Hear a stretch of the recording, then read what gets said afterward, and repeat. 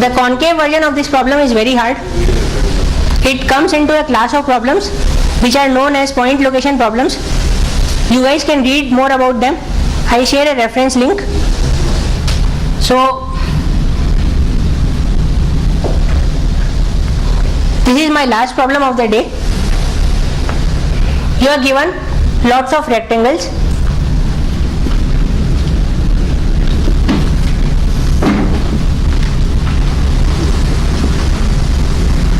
You are given lot of rectangles in 2D plane. For simplicity, you can assume that the sides of these rectangles are parallel to the coordinate axis. So I just need these 2 points, the min and max x coordinate and y coordinate, that defines a rectangle. I want to find out the area of union of these rectangles. That is, I want to find the area which lies in at least one of these rectangles. So this thing will be counted only as once, not 3 times. Is this clear? Can you guys think about this problem?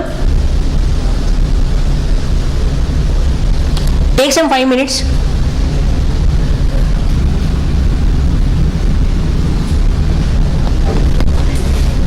So you are given n rectangles. Come up with a solution and tell me the complexity of your solution. Consider every start of the rectangle and the end of the rectangle are events. Okay, when you find the, so you have a steep line which falls at each of the events, and once you and at every point find the height of the steep line and the distance of the steep line which the rectangle covers. So that way you can find the area of the, I mean draw it. Okay, I guess you are correct. So in this problem, let's say the coordinates of the rectangle were only from 0 to 100. So this whole thing was inside a box of size 100 cross 100. If it was like this, then I could loop over the coordinates. For each coordinate, I will see if it's in at least one of the rectangles or not. If it's in any one of the rectangles, I'll just add one, otherwise I'll not add anything. So at the end of this, I will have my answer, right? And let's also consider the other variation. If n was too small, like n was let's say 5, I could take all subsets and use inclusion exclusion to calculate area of union. So this is one way to solve if the coordinates are limited. Now if the coordinates are not limited, then so let's say you draw a line at any x coordinate, it will intersect some of the rectangles, possibly form some lines. So here this is one intersection, this is one. So intersection would be a set of segments, right? At any line I can get a set of segments which will intersect. What I am looking for is sum of length of each of the segment, right? Segments, so if there was another rectangle here, this would be one full segment instead of 2 small segments. Is it clear? So if I move this line from a very small x coordinate, I keep moving this. At each coordinate, I'll find out this intersection length and I'll add them up, I'll get the area of union. Does it make sense? Essentially, I am trying to calculate the union at each x coordinate. I am looping over x coordinate and I am calculating the area. But you should again loop over all rectangles, right? Yes. For each x coordinate, I will find out all the intersection, merge them and get it. Now also note that unless a rectangle starts or a rectangle ends, this intersection will not change. So if I took a line here, I took another line here, the intersection would be same because no rectangle started or finished in this process in the beginning. Which means my structure only changes when a rectangle starts or a rectangle ends. So I consider the starts and end as event points. So I will have 2n event points for n rectangles. So I took these 2n event points, I sorted them, and I go in the order of the event points. At each event point, so let's say the event point that I am currently considering is this x coordinate. So I found out the intersection of these lines.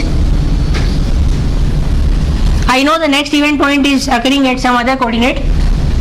So the difference of these x coordinates of these event points multiplied by this union of this will give me the area in this range. Is it clear?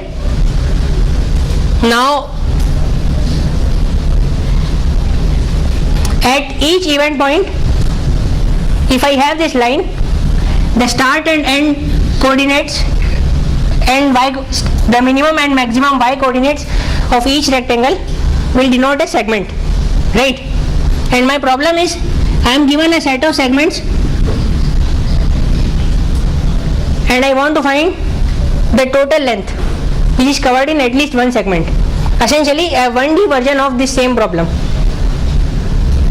How to do this problem? I sort the segments, I process them in order. So each point I will keep a counter of how many segments are running. If a segment starts, I will add my counter, I will add 1 to my counter. If a segment ends, I will decrement 1 from my counter. If the counter is more than 0, that means at least one segment is going on right now. So at that time, this is my event, this is the next event. I can add this difference to the answer and move on to the next event. Is this clear?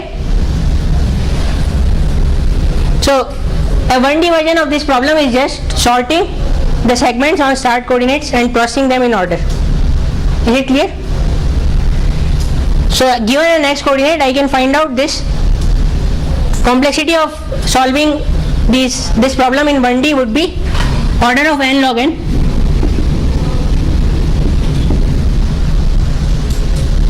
And I will consider 2n event points. So my complexity would be order of n squared log n.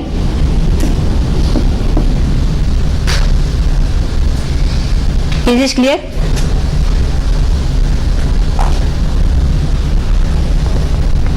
Now this is a very naive method. It can be optimized.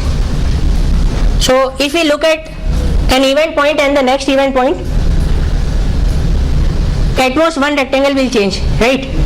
Assuming the start and end coordinates are distinct. So at most one coordinate will change. So if I can have a data structure which stores the set of segments, and I can add a segment, delete a segment, and find the union in logarithmic time, then I can solve the problem in order of n log n. I am going to leave this data structure as an exercise. It will use segment trees. So if you understand how to use segment trees, you can probably solve this. Otherwise, go with the name method. So there is a problem on Spoj. This problem is cover 2.